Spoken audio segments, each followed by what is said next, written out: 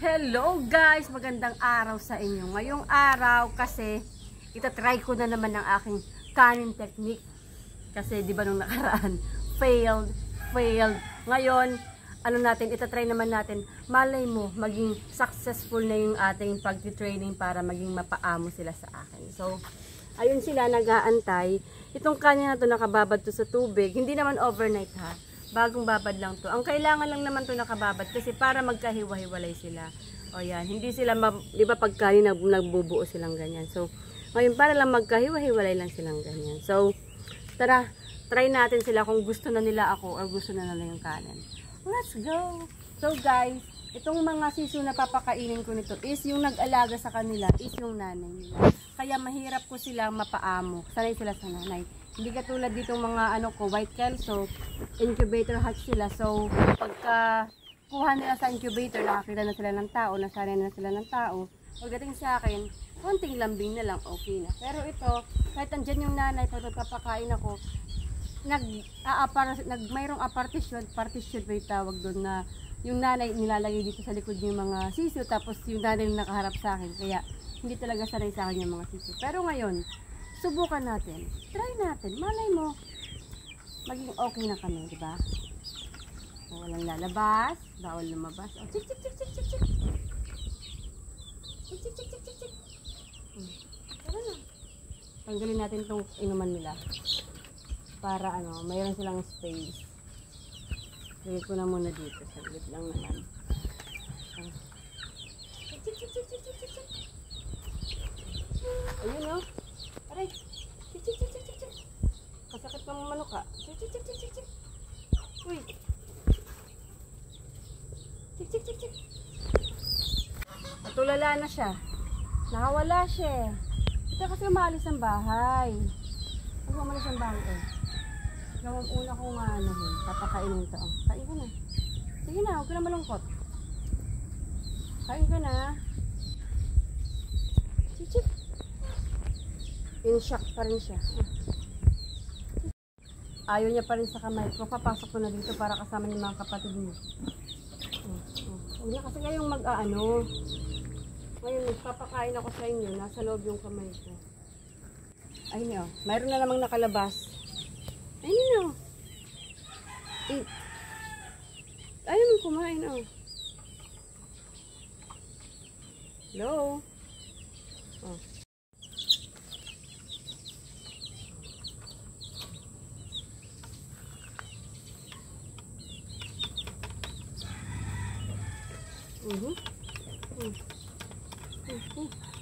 Sakit pa mo manuka.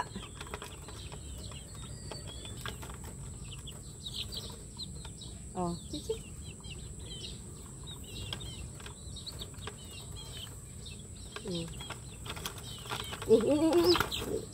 Aagawan pa. Sakit na pa mo nila manuka.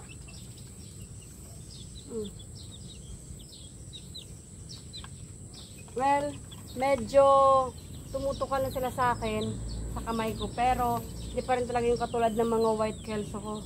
Mamaya babalikan ko sila para i-try na naman ulit. Magpapakain na muna ako sa mga kuya nila nakatingin na rugo.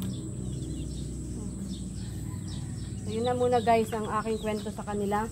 Balikan natin sila maya. Mga kuya na muna nila. Magpapakainin.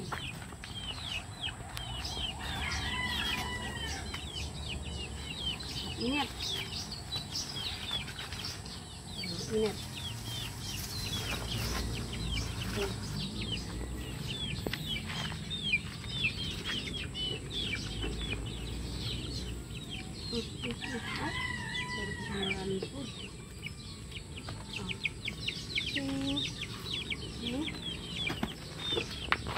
Palitan natin ng tubig si Batman.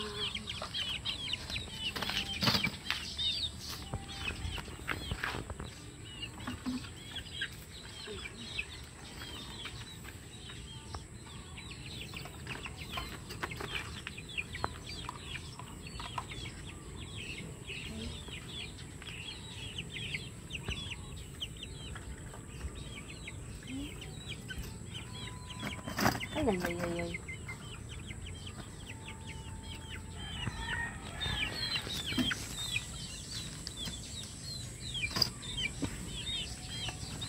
naman. Oh. Tingnan nyo yung mga kuya at ate nyo kumakain na. Oh. Oo. Tinutukan nila. Oh, sige.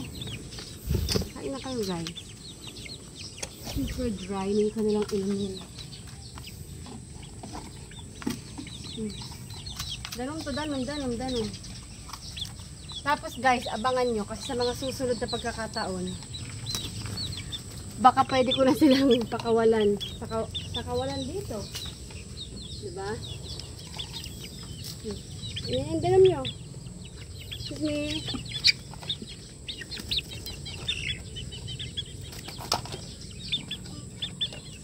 Sandali lang, di ko makita. Yan. Balik, excuse me. Okay. Okay, good. Good. Baba na ikaw. Baba ka na, sige na. Sige na. Kain ka na dun, sige na. Okay. Kapan na natin. Sobrang init ng panahon. Balik ko na yung mga takip nila. Sobrang init. Tapos yun, babalikan natin pagkatapos natin magpakain. Tabi.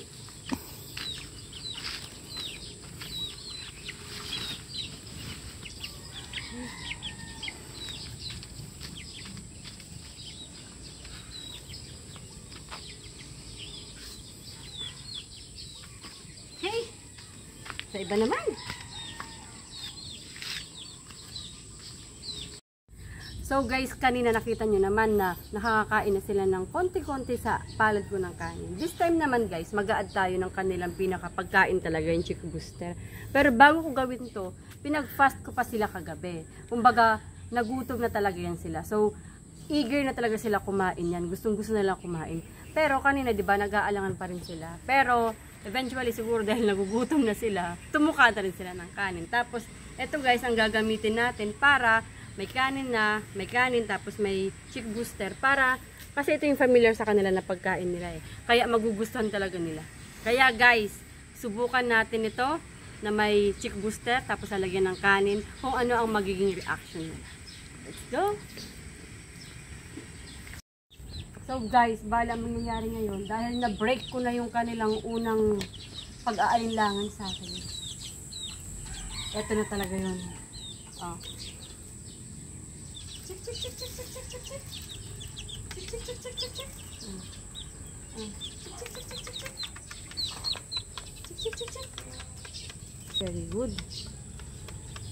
Very good. Siburan natin ng konting kanin. Sige. Kain kayo. Very good. Ayan na oh. Tatagan pa natin ng konti. Ala. Sinisibot na lang nasa lalagyan. Samantala nandito sa akin. Oh, yan. Oh. Ito ang problema. Sige, kain. At least ngayon, at ease na sila na maiintindihan na nila, wala naman pala tong kailangan sa amin na masama. Wala naman palang balak na masama to sa akin. So, ayan. Masasanay na yan sila. Unti-unti, slowly but surely, papapaamo ko rin sila. Sana, kasi amo sila ng aking mga white girls. So, maano lang sila, magugulatin, pero maamo naman sila. Yung isa talaga, yung isa nandun na sa baba lang. Sige. Ayan na silang tatlo. Yay! Sige pa, oh. Sige. Kain lang kayo. Ayan. So guys, ayun na. Ganun lang siya kadali.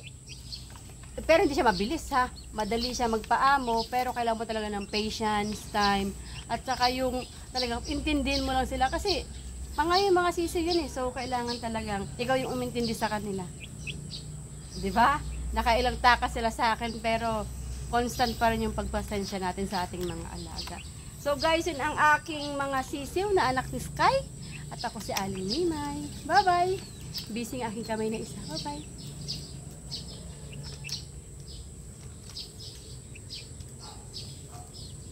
Kakit na.